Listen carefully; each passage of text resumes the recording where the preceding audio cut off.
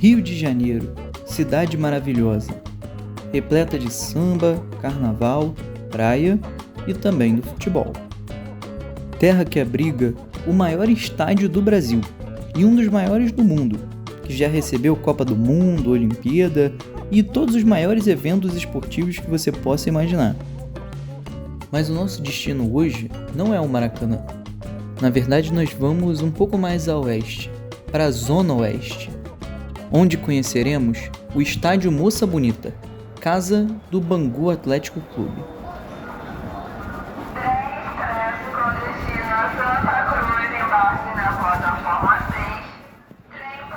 Estamos na estação central do Brasil, na caótica central do Brasil. Essa estação que já foi cenário de filme, estrelado por ninguém menos do que Fernanda Montenegro. Ah, minha senhora, o que eu queria mesmo era ver a cara daquele desgraçado de novo. A senhora que tem experiência, o que é que eu falo agora pra ele? Minha senhora, como é que eu vou saber? Me dê uma força, minha senhora. Minha senhora, por que não vai pra casa, pensa melhor e volta outro dia? A verdade é que eu ainda gosto muito dele, viu? Jesus! Mas o que nos interessa é que daqui saem trem de todos os ramais, inclusive do ramal Santa Cruz, que vai nos levar até Bangu.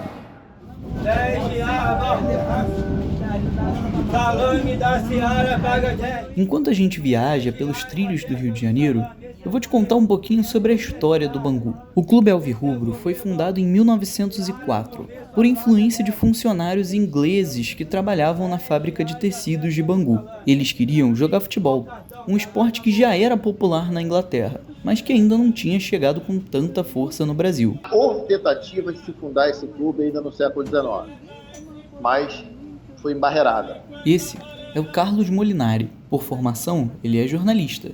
Mas além disso, ele é torcedor fanático pelo Bangu.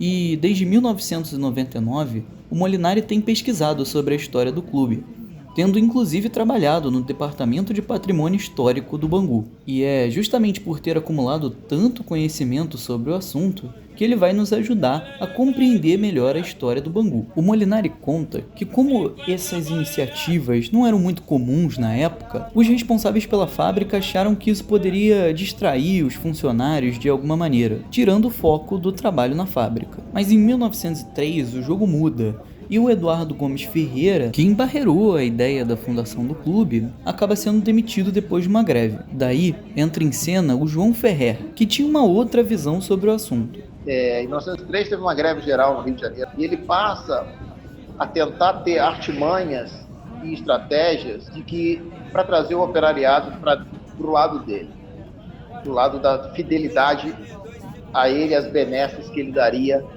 àquela população. O que o João Ferrer faz é autorizar a criação desse clube, financiar a ideia dos ingleses. Então, pode fundar um clube. A gente dá o dinheiro para vocês importarem apetrechos esportivos da Europa, a gente dá o fardamento aí para vocês fazerem a camisa, dá o espaço para vocês fazerem o campo. Tá. Então, o clube ele é inserido numa lógica de que você está ofertando alguma coisa para aquele operariado. Em 1905 ele vai ofertar a escola para os filhos dos funcionários. Aí em 1906 ele vai ofertar a captação de água. Aí em 1907 ele oferta a criação do teatro. Em 1908 ele oferta o início da construção da igreja. Eu não sei se vocês também perceberam isso, mas conforme o Molinari vai falando, dá para ver que a fábrica foi financiando e de fato criando o bairro de Bangu. E falando nele, depois de quase 1 hora de viagem, finalmente chegamos no nosso destino.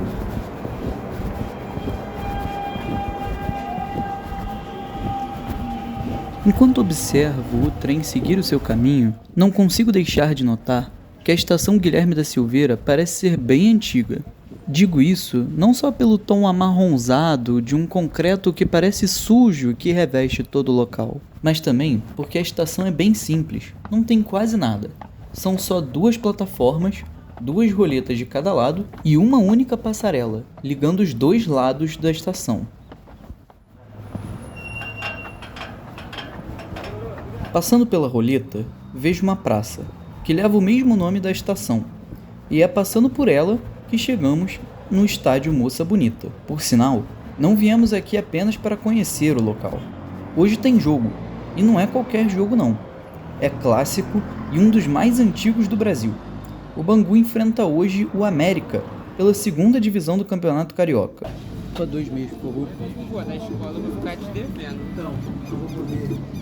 Enquanto o amigo aqui do lado está com dificuldade de achar a carteirinha de estudante, eu consigo comprar o meu ingresso. E já na bilheteria é possível ouvir a torcida bastante animada do lado de dentro do estádio. Já com o ingresso em mãos, me dirijo até o portão 3A. E depois de uma revista bem minuciosa do segurança banguense, finalmente entramos no estádio Moça Bonita.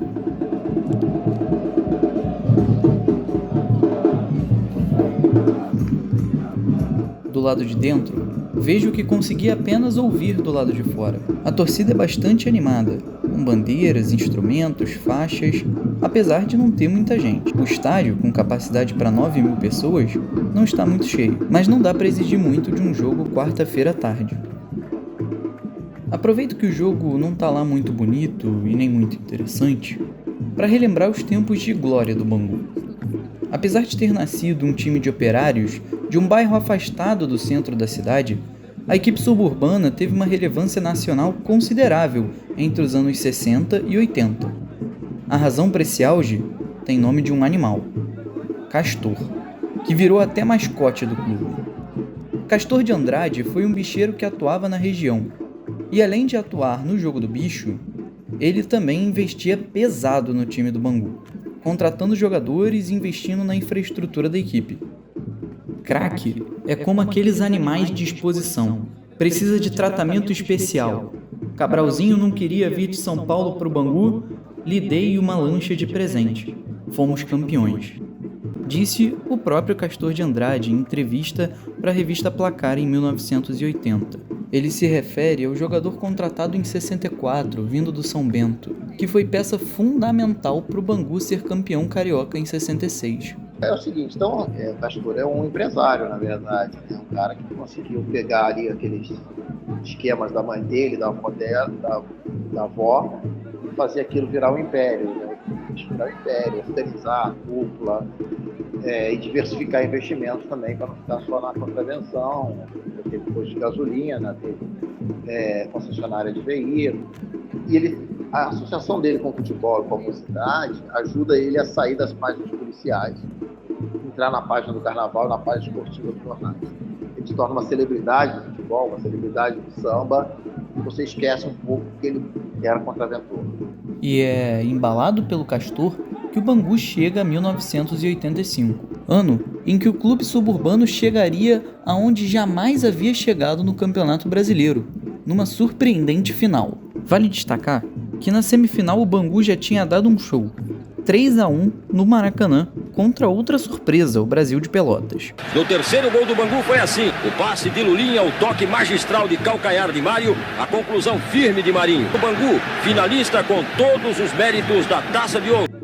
Voltando para os dias atuais, aproveito o intervalo do jogo para tentar conversar com alguns dos torcedores aqui em Moça Bonita, para saber se eles lembram dessa final, que esse ano fez 40 anos. Lembro, eu tava no Maracanã. Essa voz é do seu Maurício, morador de Bangu. 85, Ado perdeu o pênalti, o Bangu foi roubado pra caramba, anulado o gol de Marinho, e até hoje querendo saber onde foi anulado aquele gol. Todas as torcidas do Rio foram torcer pro Bangu. Esse aí é o Márcio, mas o próprio diz que prefere ser chamado de alemão. Ele conta que mora em Bangu já faz 62 anos e também se lembra bastante de como foi aquela final em 85. O bairro aqui ficou vazio.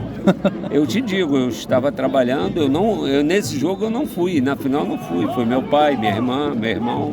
Cheguei em casa, só estava minha mãe. Eu cheguei em casa por volta de 10 horas, 9h30, eu vi na televisão. Sobre a reclamação do seu Maurício de que o Bangu teria sido roubado em 85, o Molinari nos conta que o Bangu sempre foi prejudicado pela arbitragem. Antes, porque era um clube de operários do subúrbio. Mas na década de 80, o problema era mais com o Dr. Castor. O Castor, por mais que tenha ganho o campeonato, perdido vários, tem uma animosidade contra Castor, especialmente após aquele jogo fatídico do futebol feminino, que ele entra em campo para bater no árbitro, aquela confusão toda que dá no Bangu e Radar de 83. Guarda essa informação porque ela vai ser bem importante daqui a pouco. Em 85, o Bangu é novamente assaltado 2 vezes. E não é o Bangu que é assaltado. O Bangu é de subúrbio, não sei o que. A questão aí é o Bangu do Castor. Não vamos deixar ele chegar. Não vamos deixar o Castor chegar. O problema é o Castor. A solução que é o Castor é o vilão da história. No caso do Wright é pior ainda. O Wright sempre foi sócio. José Roberto Wright era o árbitro que apitou a final entre Bangu e Fluminense no Campeonato Carioca de 1985. Esse jogo ficou marcado por um pênalti não dado em cima de Cláudio Adão, atacante do Bangu. E dizer isso não é nenhum clubismo. Se liga na reação dos narradores ao lance. Foi com Marinho. 46, o lançamento é pro Cláudio Adão. É agora Cláudio Adão. Caiu o gol do título. Caiu na área. Foi puxado o Cláudio Adão. Foi puxado pelo Vica. Olha, lance nítido, olha lá, os jogadores do Bangu agredindo o José Roberto Wright, porque realmente o Cláudio Adão foi puxado pela camisa e derrubado dentro da área. Até nos jornais do dia seguinte, a polêmica da arbitragem era o que tomava as manchetes. Erro do juiz tumultua o tri do Flu. Era o que o Jornal do Brasil trazia na capa daquela edição. Voltando para o presente em Moça Bonita, o jogo vai chegando ao fim, com vitória do América, por 1-0. Mas antes do jogo acabar, uma figura me chama a atenção no meio da arquibancada. Na verdade, chamou a atenção primeiro da minha namorada, que apontou para uma mulher, uma senhora, de uns 60 anos, colada na grade que separa a arquibancada do campo, com um copo de cerveja na mão, vestida com uma camisa regata retrô do Bangu, uma bermuda jeans e um boné rosa. Quando me aproximo, percebo que talvez aquela camisa não seja retrô, mas sim uma camisa da década de 80 mesmo. De qualquer forma, espero o jogo terminar para poder pedir a minha entrevista. O juiz apita. A torcida demonstra toda a sua insatisfação com o resultado. E eu abordo aquela senhora. Peço uma entrevista, ela consente gentilmente. Começo perguntando o nome dela. Sandra. Você sempre morou aqui em Bangu? Sempre torceu? Sempre torceu também pro Bangu? Sempre eu fui jogadora. Foi jogadora? Fui. Ela me convida para sentar no concreto da arquibancada. O papo vai ser bom. Foi jogadora pelo Bangu? Pelo Bangu e fui pela seleção brasileira. Caramba, isso foi que ano? Posso só mostrar aqui. Ela puxa o celular do bolso e começa a pesquisar, no Google mesmo, algumas fotos dela na seleção brasileira.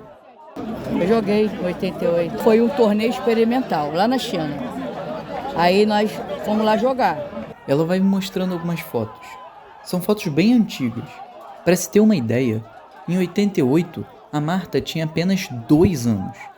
E a Formiga, recordista de participações em Copas do Mundo e em Olimpíadas, tinha só 10. A Sandra veio antes de todas elas. Aqui é na Granja, em 88.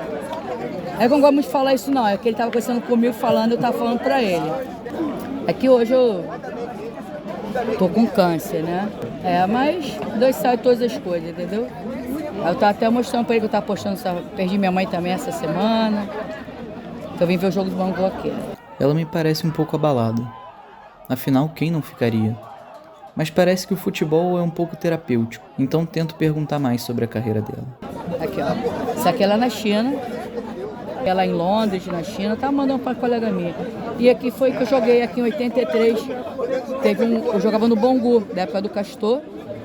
Aí teve um jogo aqui, Bangu e Radar, teve uma porrada, não sei se vocês se lembram, em 83. Se você procurar saber, você vai... Sim. Pois é, você lembra daquele episódio que o Molinari contou? Sobre a briga que o Castor tentou linchar o juiz num Bangu e Radar? É esse jogo mesmo que ela tá falando. E pelo visto, não foi só o Castor que tentou bater no juiz. Aí o juiz, infelizmente, roubou, nós perdemos, pancadaria comeu aí. Eu corri atrás do juiz, bati, essas coisas, tudo mó confusão, entendeu? Em 1983. Depois dessa briga, acabou o futebol feminino do Bangu, em 83. Aí fui jogar num time São José em Magalhães, depois fui pro Radar, um time lá de Copacabana, Mascarenhas de Moraes. Aí depois fui convocado para a seleção, aí fui jogando, fui para vários lugares, tem várias reportagens lá em casa, jornal, tem várias coisas lá em casa, fotos. Aí quando foi em 88, fui pra China, quando eu voltei eu desisti, porque futebol feminino não tinha, sabe, assim, não dava muito valor, entendeu? Não era aquela coisa assim, não tinha televisionado, né? Sim. O único que dava muita moral pra gente era o Luciano do Vale da Bandeirantes. Hoje não. Hoje eu falo mesmo, as meninas que jogam futebol feminino na seleção brasileira, elas têm tudo. Pô, tem psicóloga, tem massagista, tem tudo. Na nossa época, a gente saiu em segundo lugar na China, sabe, sem ter nada do que elas têm hoje. Pesquisando um pouco mais sobre esse torneio experimental de 88 na China, descubro que esse campeonato foi um evento teste para o que viria a ser a Copa do Mundo feminina. Pois é, apesar da Copa do Mundo masculina ter começado em 1930, em 88 ainda não tinha esse tipo de torneio para as mulheres. E foi só em 91 que foi realizada a primeira edição da Copa do Mundo feminina. A essa altura, a versão masculina da competição já existia há mais de 60 anos. A estrutura, ou melhor, a falta de estrutura, nesse campeonato em 88 para as atletas era tão absurda que elas usavam o uniforme do time masculino e tinham que ajustar o caimento da roupa por conta própria. É que eu falei, na minha época de 1988, a gente fomos sem nada. Quando voltamos, saímos em segundo lugar. Entendeu? Tem vários jornais lá em casa para comprovar isso. Saímos em segundo lugar. Finalizo a nossa entrevista perguntando se ela tem alguma memória mais marcante aqui, em Bangu. De pronto, ela cita a briga no jogo contra o Radar, mas depois ela também se lembra do bom relacionamento que tinha com o Castor. E também o Castor, né? Castor... Chegou a conhecer ele pessoalmente? Sim, poxa, ele tinha um sítio aqui na Avenida Brasil, ali perto da churrascaria Passo Fundo, a gente cansou de ir pra lá, entendeu? A gente ficava na concentração, toquinha aqui do Castor, entendeu? Pô, a gente tinha vida mordomia mesmo. Com ele era maravilhoso. Castor, pô, sem palavras. Com as arquibancadas já praticamente vazias, agradeço e me despeço da Sandra. Muito obrigado. Tá bom. Prazerzaço. Valeu, meu querido. Obrigada. Tá? Descemos da arquibancada. Saímos pelo mesmo portão 3A que entramos. Mas ao passarmos pela Praça Guilherme da Silveira, para chegarmos na estação de trem de mesmo nome, ouvimos a voz de um homem. Ele está gritando no microfone, uma caixa de som tocando o hino do Bangu. Apesar de não nos parecer muito sóbrio, ele destila toda a sua saudade de um Bangu forte e de um futebol bonito. Reflito que o que talvez esse homem queira não seja um futebol com alegria nas pernas, como ele mesmo diz, mas talvez ele queira Castor de volta. Todos por aqui, afinal, sentem falta, de forma ou de outra, do Dr. Castor. É difícil compreender como alguém tão controverso causa esse tipo de sentimento. É difícil entender como um bandido, ou melhor, um contraventor, como ele mesmo se definia, pode ser também herói de um povo. Castor deu algo a que esse bairro pudesse se orgulhar. Castor fez um Bangu forte, que talvez não volte mais.